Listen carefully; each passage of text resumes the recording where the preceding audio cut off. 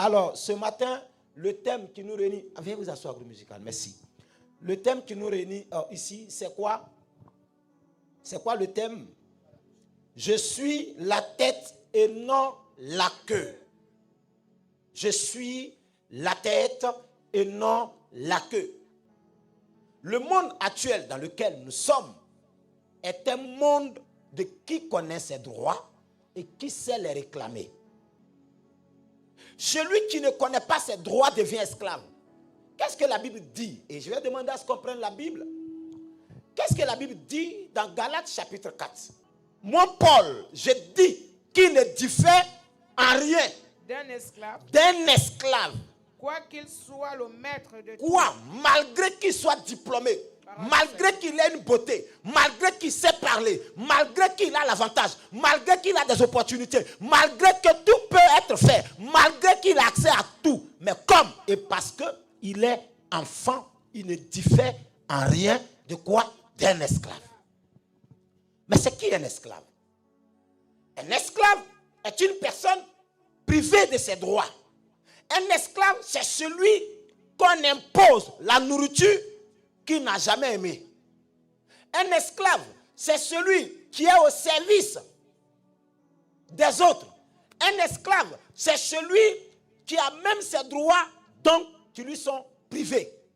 Un esclave, c'est celui qu'on a dépouillé. Un esclave, c'est celui qu'on dicte. Un esclave, c'est celui qu'on impose et lui subit. Un esclave, il n'a pas de mots. Un esclave n'a pas de goût. Tout ce qu'on lui donne, il doit consommer parce que sa parole ne tient pas dans le pot. Un esclave, c'est celui, malgré que la vie dans laquelle nous sommes, Dieu a donné les droits de chacun. Mais comme toi, tu demeures esclave, comme toi, tu demeures petit, il y a des grands qui vont abuser de toi. Il y a des grands qui vont te dire, cette chaise-là, tu n'as pas à t'asseoir là-dessus parce que tu ne mérites pas. Assieds-toi par terre. Tu t'assois par terre. Or, dans le dossier, dans le programme, c'était dit que tu as une place assise à ce programme. Lorsque nous demeurons dans le domaine de l'esclave, nous n'avons pas accès aux bonnes choses. Mais comme je n'ai pas de droit, comme je suis un enfant, aussi longtemps que dans ma mentalité, j'ai dit je dois dépendre d'eux. Donc Dieu va me donner ce que lui trouve bon pour moi. Donc j'ai vécu ça. Amen. Mais je ne dois pas me plaindre. Si je suis fâché, je dois dire trop c'est trop. Je prends la décision aujourd'hui de ne plus demeurer enfant, mais que désormais je me lève et j'irai vers mon Père. Et je lui dirai, c'est trop, c'est trop. Je veux que ça change. La Bible dit que Néhémie était au palais. Néhémie avait tout à sa portée.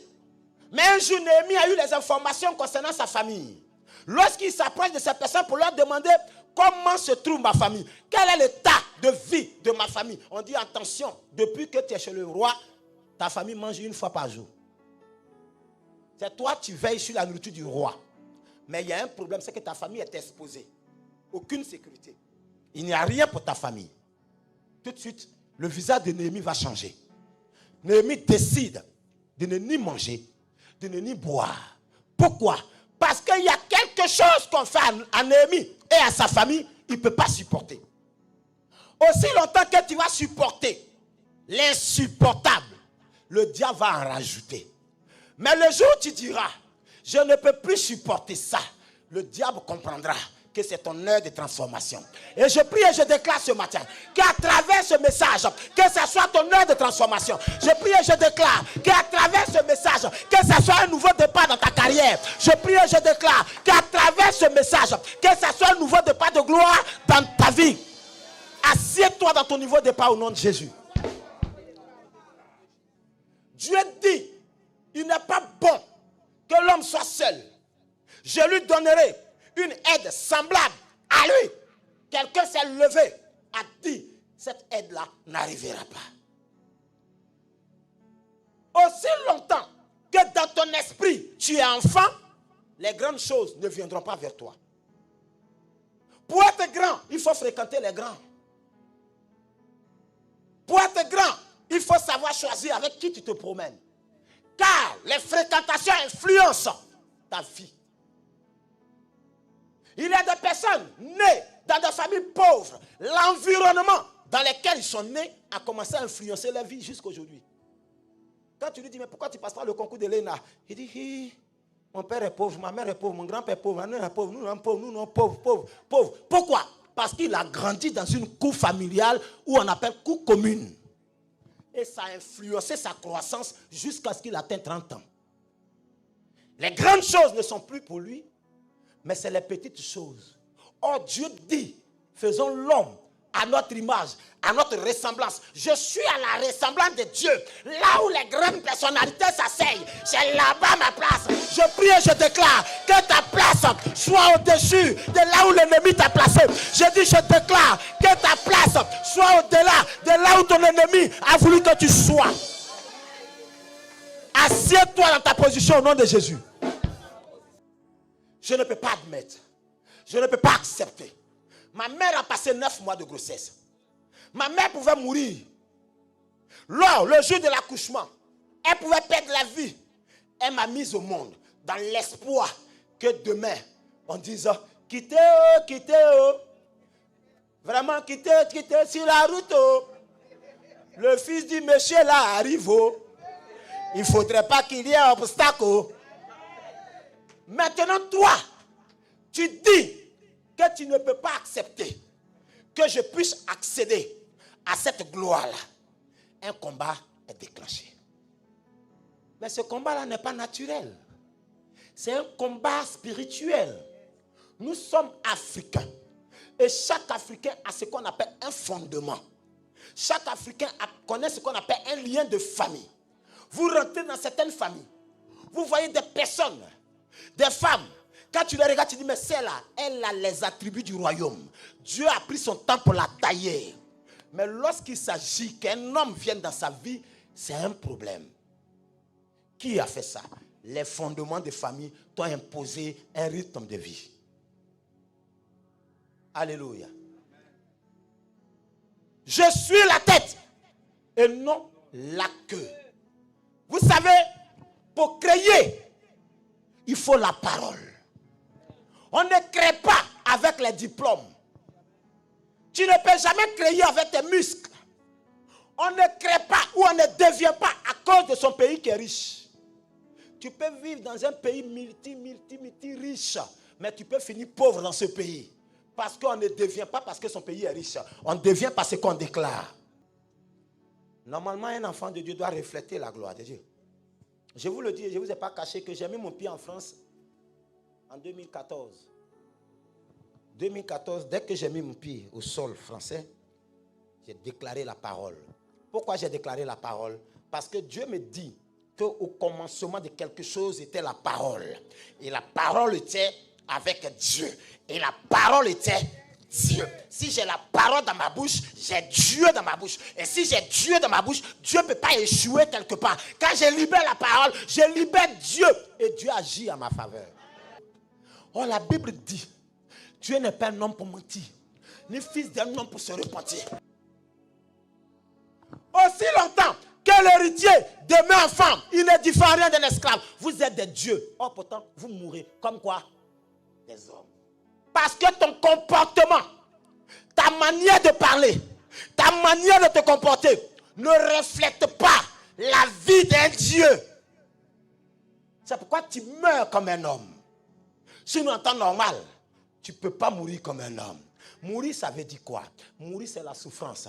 Mourir, c'est les échecs. Mourir, c'est le blocage. Mourir, c'est la douleur atroce que tu vis. Pourquoi? Parce que tu ne sais pas qui tu es. Je ne suis pas la queue. Moi, je suis la tête. C'est irrévocable.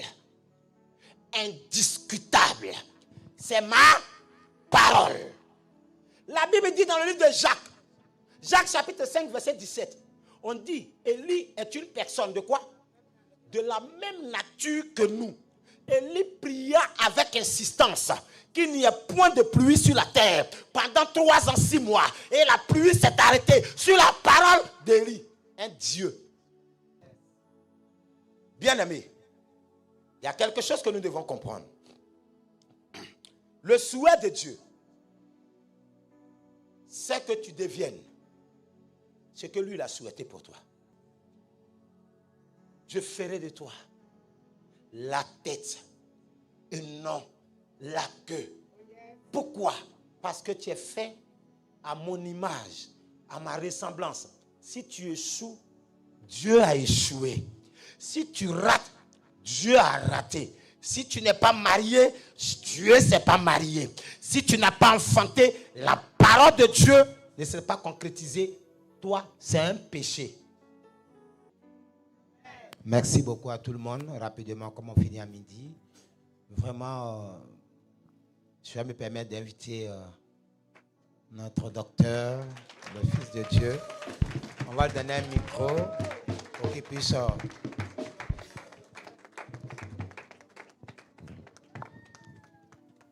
voilà, il va nous donner quelques mots. Merci.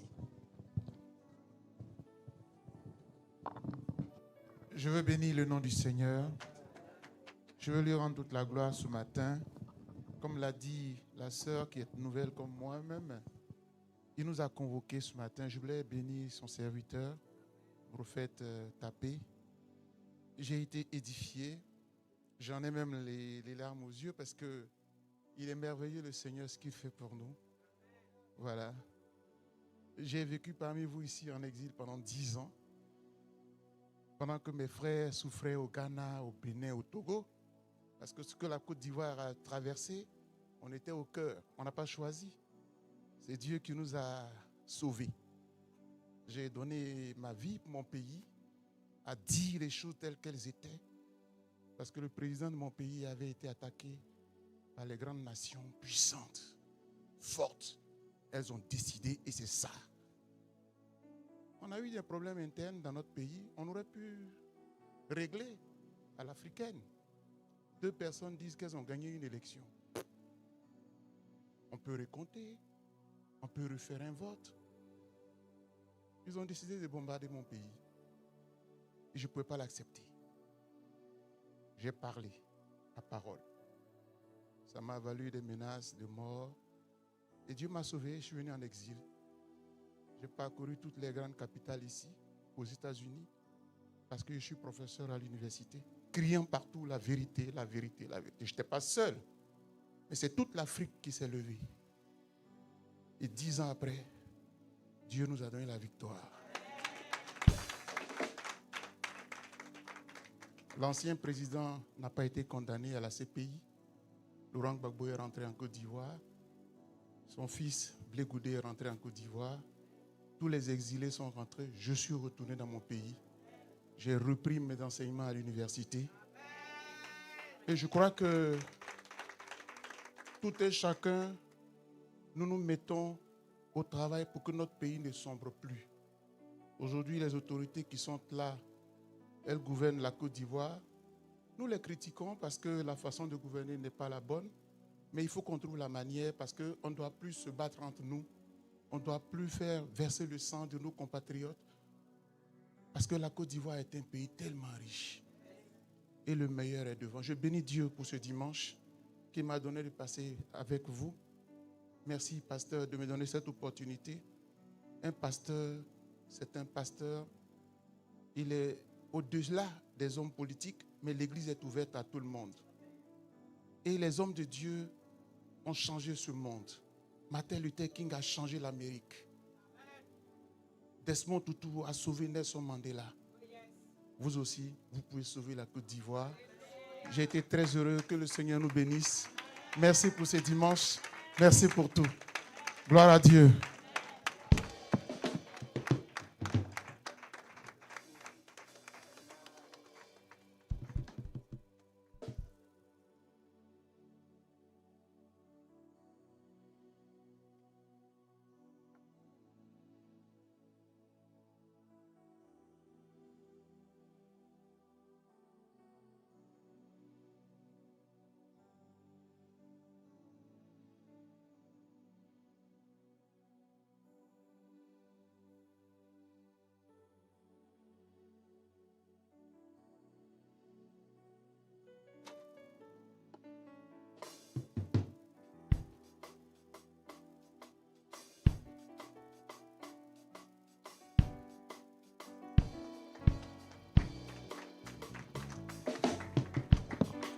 Alléluia. Est-ce que tu peux acclamer le Seigneur, ton Dieu? Acclame Jésus.